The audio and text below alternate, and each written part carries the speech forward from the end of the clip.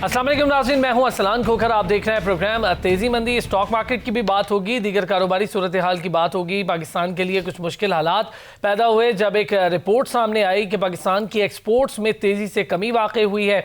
गुज़िश्ता हफ्ते हमने उस पर प्रोग्राम भी किया। एक्सपोर्ट्स के बहुत सारे सेक्टर्स हैं जिसमें कमी वाक़ई हुई और उसमें एक बड़ा सेक्टर जो रीढ़ की हड्डी की हैसियत रखता था यानी ज़राअत, उसके लिए बहुत ज़्यादा मुश्किलात हैं। उसकी पैदावार में बड़ी तेज़ी से गिरावट आई है। अब कोरोना ख़त्म हुआ, कोरोना के बाद कारोबारी सरगर्मियाँ दुनिया भर में बढ़ने लगीं, लेकिन पाकिस्तान के लिए स्टॉक एक्सचेंज में कुछ चीज़ें बेहतर दिखाई दी और कमोडिटी मार्केट में वही मामलात बिल्कुल उलट दिखाई दिए। बिजली की कीमतें बढ़ रही हैं, टैक्सेशन का बोझ बढ़ रहा है, फिर IMF के साथ पाकिस्तान के मुज़ाकरात जारी हैं, जिसके बाद गैस और बिजली की कीमतें एक बार फिर बढ़ने की बात हो रही है। FATF मनी लॉन्ड्रिंग बिल के हवाले से पाकिस्तान ने अहम कामयाबी हासिल की। अब मनी लॉन्ड्रिंग पर कामयाबी हासिल करने से कुछ बिजनेसमैन तबका परेशान भी है, जहाँ पर बड़ा बिजनेसमैन तबका बहुत खुश भी है कि चीज़ें अब स्ट्रीमलाइन होती जा रही हैं। हमें ज्वाइन किया है जाहिद लतीफ़ खान साहब ने, चेयरमैन हैं इस्लामाबाद स्टॉक एक्सचेंज रीट, और उनके साथ साथ फ़हीमुर रहमान सहगल साहब, साबिक नायब सदर Lahore chamber of commerce and industry, हमारे साथ मौजूद है। स्टूडियोज़ में मुझे ज्वाइन किया है सनाउल्लाह मरवत साहब ने, स्टॉक मार्केट एक्सपर्ट है। तमाम हज़रात का बहुत शुक्रिया। जाहिद साहब, सर अस्सलाम वालेकुम। जाहिद साहब, जी जाहिद साहब, मेरी आवाज़ आ रही है sir?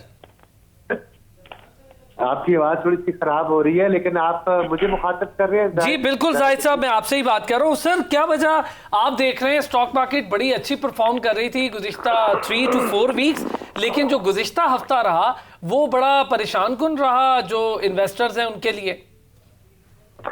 Ji, thank you very much for inviting me to your program. Actually market तो पिछले 3-4 माह से अल्हम्दुलिल्लाह बड़ी इम्प्रूव कर रही थी, और आपने ये भी देखा कि पाकिस्तान की स्टॉक मार्केट जो है वो best performing market for entire Asia and the 4th best performing market in the entire world declare हुई वेरी रिसेंटली।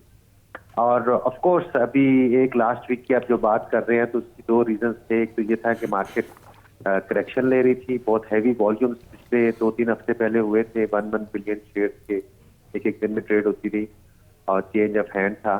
और दूसरा ये था कि लास्ट वीक जो होता है यूजुअली ऑफ द मंथ में फ्यूचर्स कन्वर्ट हो रहे होते हैं from one month to another month, उसकी वजह से भी लोग जो हैं वो क्योंकि बदला रेट जो है या फ्यूचर्स का रेट जो है मार्केट रेट वो बढ़ गया था, और जिसकी वजह से लोग जो है वो हेल्प कर रहे थे। आज मार्केट इम्प्रूवमेंट साइड पे थी और मार्केट अच्छी चल रही थी, बट वो पॉलिटिकल एक न्यूज आई गिरफ्तारी की, और उसके बाद मार्केट पूरी तरह से गिरी है और तकरीबन around 1000 point market minus. Actually जो 3 महीने गुजरे हैं, जुलाई, अगस्त और सितंबर, इसके रिजल्ट आने हैं अक्टूबर में। इस क्वार्टर के रिजल्ट अक्टूबर के तकरीबन मिड से पोर इन होना शुरू हो जाएंगे, और ये 3 महीने जो हैं वो इकॉनमी के पॉइंट ऑफ व्यू से मार्केट के जो पार्टिसिपेंट्स हैं या मार्केट के जो स्टॉक एक्सचेंज के जो लिस्टेड कंपनीज हैं उन्होंने अच्छा परफॉर्म किया है। और चूंकि इंटरेस्ट रेट कम हुए हैं तो उसकी वजह से भी कंपनीज की में प्रॉफिटेबिलिटी इंक्रीज हुई है और टर्न अराउंड हुआ है, और दूसरी तरफ ये है कि उसकी सेल में भी इजाफा हुआ है, चाहे वो सीमेंट सेक्टर हो, चाहे वो स्टील सेक्टर हो, इवन ऑटोमोबाइल में सुनने में आया कि दोबारा से फोन पे गाड़ियां मिलना शुरू हुई है। बेसिकली क्योंकि प्रोडक्शन बंद थी उनकी, अब शुरू हुई है तो वो कैपेसिटी के काम का टेक्सटाइल में भी बेहतर होना शुरू हो गया। तो हम ये समझते हैं कि अगले अक्टूबर में मार्केट बेहतर रहेगी, पर थोड़ा सा मामला एक पॉलिटिकल नॉइज का है जो कि सेटल डाउन होने की जरूरत है। बट पिछले 1 हफ्ते से पहले APC वाला मामला था, और आज एक बड़ी खबर आई है लीडर ऑफ ऑपोजिशन गिरफ्तार करने की, जिसकी वजह से पॉलिटिकल नॉइज क्रिएट हुई है। ये मार्केट पे मस्ती तौर पे असर डालती है, बट इकॉनमी के पॉइंट ऑफ व्यू से या कंपनी के रिजल्ट के पॉइंट ऑफ व्यू से हम समझते हैं कि चीजें इम्प्रूवमेंट साइड पे ठीक हो गया। जाहिद साहब, यही चीज़ मैं ज़रा आगे बढ़ूंगा और फिर सनाउल्लाह साहब आपसे एक चीज़ और मुझे ये बताएं कि जब 1,57,75,227 अरब रुपए लोगों के डूब रहे होते हैं, मतलब एक ही हफ्ते में हम इतना परेशान हो कुल लोगों के हालात, उससे पहले बहुत अच्छे हालात रहे। कुछ स्क्रिप्ट्स ऐसे हैं जहाँ पर हम देख रहे हैं कि शेयर प्राइसेस बढ़ नहीं रही हैं, वहीं पे खड़ी हैं। जैसे मैं पीआरएल की बात करूं, एसएसजीसी की बात कर लूं, क्या वजह है कि कुछ के स्क्रिप्ट्स बड़ी तेज़ी से बढ़ रहे हैं इसी सिचुएशन में और कुछ के स्क्रिप्ट्स वहीं खड़े हैं? बहुत शुक्रिया अरसलान।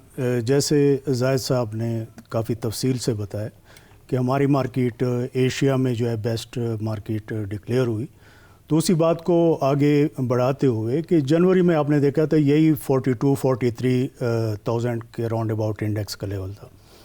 जब से ये फिर कोरोना वायरस की वजह से ग्लोबल मार्केट्स में भी डिक्लाइन आया, फिर मार्च में जो है वो तकरीबन 27,000 के राउंड अबाउट जो है वहाँ से फिर हमें एक हेल्दी रिबाउंड देखा और उसमें इन्वेस्टमेंट, लोकल इन्वेस्टमेंट जो है वो ज़्यादा है, क्योंकि फॉरेनर की इन्वेस्टमेंट जो है ना होने के बराबर अभी स्टिल है, नहीं है, वो सेल ही कर रहे हैं।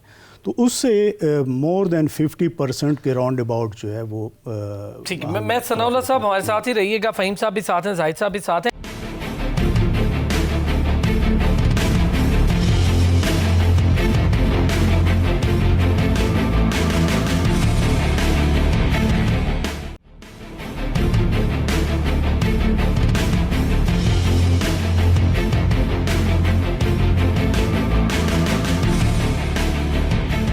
Welcome back. और ब्रेक पर जाने से पहले हम बात कर रहे थे सनाउल्लाह मरवत साहब से। जाहिद लतीफ़ खान साहब का बहुत शुक्रिया, हमारे साथ रहे, कुछ टाइम दिया। सनाउल्लाह मरवत साहब कुछ कह रहे थे, मैं चाहूँगा कि उससे पहले कि सनाउल्लाह मरवत साहब से एक बार फिर ज़रा स्टॉक मार्केट और जो इस वक्त की सूरत हाल पे बात करूँ। फ़हीमुर रहमान सहगल साहब ने भी हमें ज्वाइन कर लिया, साबिक नायब सदर Lahore chamber of commerce and industry. Faheem साहब बहुत शुक्रिया आपका। सर कैसे हैं? जी अल्हम्दुलिल्लाह, बहुत शुक्रिया अरसलान साहब। फ़हीम साहब, बहुत सारे मामलात पे आपसे मुख्तलिफ हवालों से बात होती रहती है प्रोग्राम में भी। सर, अद्वियात वाला मामला बहुत मुश्किल हालात बन गए हैं गरीब आदमी और आम आवाम के लिए। मुआविन खुसूसी ने तो बड़े आराम से कह दिया कि अद्वियात नापैद ना हो, इसकी वजह से उनकी कीमतें बढ़ा दी हैं। क्या ये फार्मूला ठीक लग रहा है आपको? पहले तो मैं आपसे अर्ज करूं कि वो कहते हैं जिन पे तकिया था वही पत्ते हवा देने लगे। जिस गवर्नमेंट ने वादा किया था कि हम अपने गरीबों का बहुत ख्याल रखेंगे, फिर ये है कि उनको कोई हेल्थ और एजुकेशन सेक्टर में हम बड़ा अच्छा परफॉर्म करेंगे, तो ये तो बिल्कुल उन चीज़ों की नफ़ी कर रहे हैं। और फिर ये जो बात आपने अभी की है कि अद्वियात की कीमतें इसलिए बढ़ाई हैं कि शार्टेज ख़त्म हो जाए, बड़ा अच्छा फार्मूला है। इसी को अप्लाई करें आप मुख्तलिफ शोबों में, मुख्तलिफ प्रोडक्ट में। जो आप चीनी की शॉर्टेज है उसको भी आप बढ़ा दें, कीमत बिल्कुल शॉर्टेज नहीं होगी। आटा बढ़ा दें, गंदम बढ़ा दें, कपास को बढ़ा दें, तो ये सारी चीजें ये तो बड़ी अच्छी, मेरा मतलब है कि प्लानिंग कमीशन ऑफ पाकिस्तान और हमारा थिंक टैंक ये क्या कर रहा है, ये बातें हमारी समझ से बाहर हैं। आपने गुर्बत मिटानी थी या गरीब को मिटाना था? अच्छा फ़हीम साहब, इसमें ज़रा ये भी शामिल कर लें। हम जब भी देखते हैं IMF के साथ मुज़ाकरात होते हैं, गवर्नमेंट कहती है कोई परेशानी घबराने की ज़रूरत नहीं है, ये तो रूटीन वर्क है कि सब्सिडीज़ का खात्मा कर दें, बिजली और गैस की कीमत बढ़ा दें। अब फिर यही खबरें हैं कि सब्सिडीज़ का खात्मा कर दें और बिजली और गैस की कीमत बढ़ा दें। बिजली की तो बढ़ गई, आपके सामने ही है। जी बिल्कुल। असल में अरसलान साहब, हमारा इशू ये है कि जब तक हम कर्ज, वो कहते हैं ना कर्ज की पीते तो मैं और समझते थे कि हाँ रंग लाएगी हमारी ये फाका मस्ती एक दिन। जब तक वर्ल्ड बैंक, जब तक IMF से हमारी जान नहीं छूटेगी, ये तो इसी तरह उनके एजेंडे पे हम, आप क्या समझते हैं कि ये जितनी पॉलिसीज बनती हैं, जितनी इकोनॉमी की प्रपोजल ये चैम्बर्स देते हैं, ये सब कुछ भी नहीं इन पे अमल दरामद। ये सारा एजेंडा बाहर से IMF की तरफ से आता है। वो जो लोग हमें कर्ज देते हैं फिर वो अपनी शराइत भी हमसे मनवाते हैं। तो आपने 11,000 अरब आपने कहा था जी कि हम कर्ज नहीं लेंगे, तो हम तो कहीं ज्यादा 11,000 अरब मजीद कर्ज ले चुके हैं।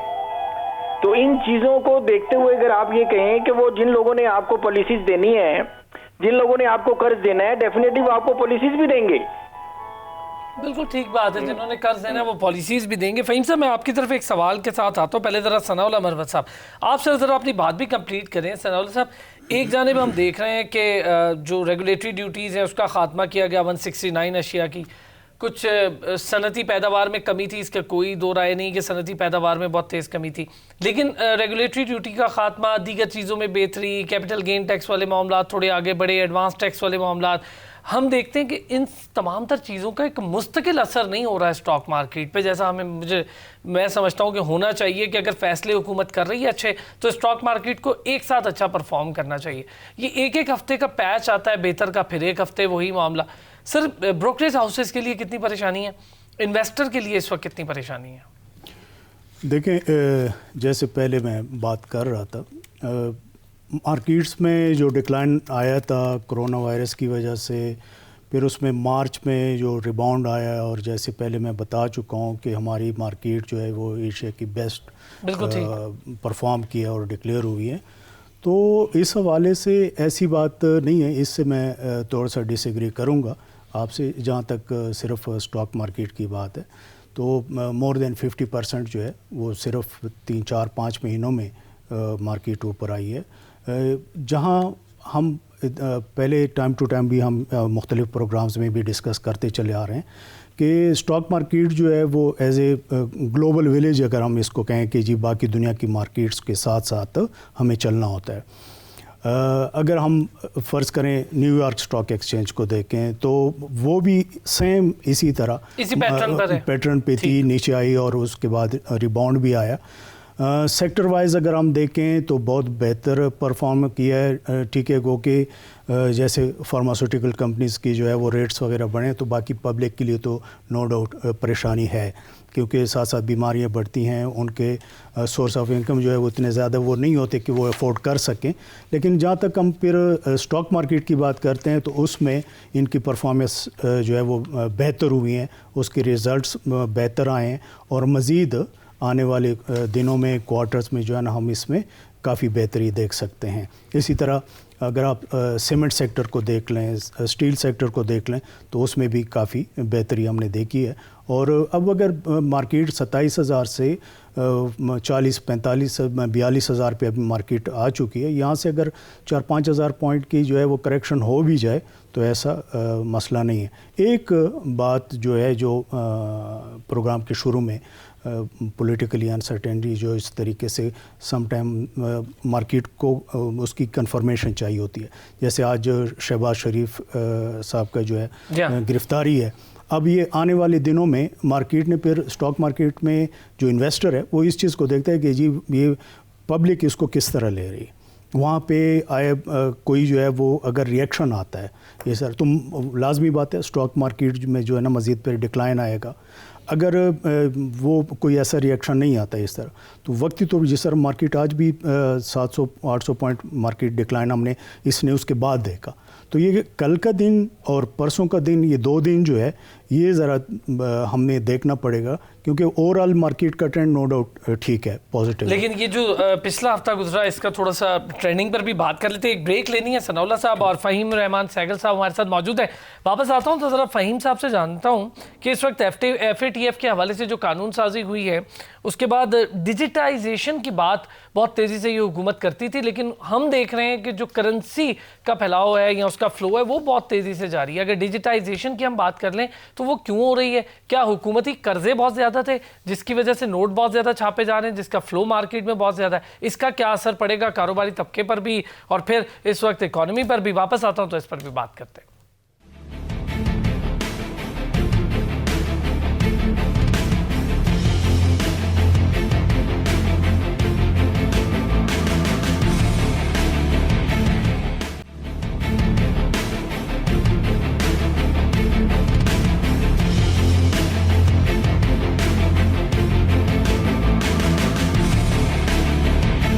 Welcome back. और ब्रेक पर जाने से पहले फ़हीम साहब से एक सवाल कर रहा था। फ़हीम साहब हमारे साथ मौजूद हैं, सनाउल्लाह मरवत साहब भी हमारे साथ मौजूद हैं। फ़हीम साहब, जहाँ पर हम बहुत सारी चीज़ों की बात कर रहे हैं, वहाँ पर एक बड़ा मसला खड़ा हो गया है। जो चावल के रिलेटेड एक्सपोर्टर्स हैं उनके लिए पाकिस्तान चावल बड़े पैमाने पर काश्त होता है। वहाँ पर भारत ने दावा कर दिया है बासमती चावल पर कि जोग्राफियाई निशानी है हमारी, और पाकिस्तान गवर्नमेंट ने इस पर कोई काम नहीं किया। ये क्या वजह है? अब तो बड़े परेशान हैं जो चावल के ट्रेडर्स हैं। देखिए जी, बात यह है अरसलान भाई, हमें जो है ना शुरू से ही ना अपनी लॉबिंग बड़ी मजबूत करने की, जो हमारी खारजा पॉलिसी है ना, ये ना मुआशी लिहाज से ना सियासी लिहाज से उतनी स्ट्रॉन्ग है, जिसकी वजह से हमें बहुत सारे मुहाज पे शिकस्त का सामना करना पड़ता है। तो जब तक हम इन अपनी ये जो मुआशी, एटलीस्ट मैं सियासी पॉलिसियों की बात नहीं करता, मेरा सब्जेक्ट नहीं है, ये मुआशी पॉलिसी के लिए भी हमें अपनी जो है ना बड़ी स्ट्रॉन्ग लॉबी चाहिए। देखिए इस वक्त आपको पता है कि हमारे यहाँ इस वक्त एक पॉलिटिकल इंस्टेबिलिटी भी चल रही है, और इन चीजों का फायदा अगर हम मुआशी तौर पे अनस्टेबल हो गए, या हमारी इकोनॉमी ऑलरेडी एक, इंडिया को इस वक्त आपको पता है लॉकडाउन की सूरत, वो लॉकडाउन में है। बांग्लादेश, हमारे रीजनल कंट्रीज में जो इनकी एक्सपोर्ट है लॉकडाउन की वजह से बड़ी मुतासिर हो रही है। हम चूंकि अल्हम्दुलिल्लाह अल्लाह ने हमें बचा के रखा हुआ है, अल्लाह का लाख लाख शुक्र है। तो इस मुहाज पे चूंकि उनको पता है कि हमारी एक्सपोर्ट बढ़ जाएगी, बहुत सारे सेक्टर, बहुत सारे ऑर्डर्स हमें मुख्तलिफ सेक्टर से, टेक्सटाइल के, सर गारमेंट्स के, जैसे गारमेंट को मिले हैं बड़े ऑर्डर्स। जी जी जी जी। इसी तरह जो राइस का जो एक्सपोर्ट है हमारी पिछले साल से काफी ग्रो कर गई है, तो वो उसको कट डाउन करने के लिए, उसको लॉक लगाने के लिए, उसके लिए इंटरनेशनल लॉबिंग कर रहे हैं। तो हमें फौरी तौर पे इसको काउंटर करना चाहिए। सर कब करेंगे, मुझे एक बात बताएं, अगर ये लेबल लग गया 2006 के जो यूरोपीय यूनियन के रेगुलेशंस है उसके मुताबिक बासमती चावल पाकिस्तान के पास, ये हमारे पास एक जोग्राफिया निशानी है हमारी, अगर इस पर लेबल लग गया तो यकीनी तौर पे पाकिस्तान बतौर बासमती चावल एक्सपोर्ट नहीं कर पाएगा। बिल्कुल, क्योंकि आपको शायद पता हो कि हमारी इकोनॉमी में इस वक्त हमने ये जो टारगेट किया हुआ है अपनी एक्सपोर्ट जो है ना राइस की, इसको डबल करने का, बल्कि डबल से भी ज्यादा करने का, और हमें इस पर बड़े अच्छे ऑर्डर मिल रहे हैं। तो ये जो इनका ये जो स्टंट है इसको हमें फौरी तौर पे काउंटर करना चाहिए, अदरवाइज हमें इस माह से नाकामी का सामना करना पड़ेगा। और हमारी जो इकोनॉमी इस वक्त, हमारी एक्सपोर्ट की हमें सख्त जरूरत है बढ़ाने की, जिसका आपने प्रोग्राम के शुरू में जिक्र भी किया था, उस टारगेट को हम अचीव नहीं कर पाएंगे और हमारा नुकसान होगा। अच्छा सर, एक लास्ट क्वेश्चन फहीम साहब, मैं चाहूंगा आप जरा इस पर भी हमें बता दें कि ये जो टैक्सेस की भरमार है, चाहे वो डायरेक्ट हो चाहे इनडायरेक्ट हो, ये बिजनेस को कितना परेशान कर रही है कोरोना के बाद? सर बात ये है कि लाहौर चैम्बर ने, हमने जब लास्ट ईयर मैं वाइस प्रेसिडेंट था तो हमारी टीम ने ईज ऑफ डूइंग बिजनेस पे बड़ा काम किया था। हमने कहा था कि नंबर ऑफ टैक्सेस भी कम करें, और जो इनके वॉल्यूम है, और जो यानी हर महीने अगर हम हर महीने एक वो जो है रिटर्न फाइल करते हैं, इसको हम क्वार्टरली कर लें या साल में एक दफा कर लें, तो जितने आप टैक्सेस ज्यादा रखेंगे इसका हमारी ना सिर्फ बिजनेसमैन को नुकसान होता है बल्कि और वो हो भी रहा है। बहुत बहुत शुक्रिया फ़हीमुर रहमान सहगल साहब, सनाला मरवत साहब, माजरत के साथ वक्त की कमी रही आज, वरना मुझे 2-3 सवाल आपसे और करने थे। इंशाल्लाह अगले किसी प्रोग्राम में। आप दोनों हज़रात का बहुत शुक्रिया, आपसे फिर होगी मुलाकात, अपना ख्याल रखिएगा।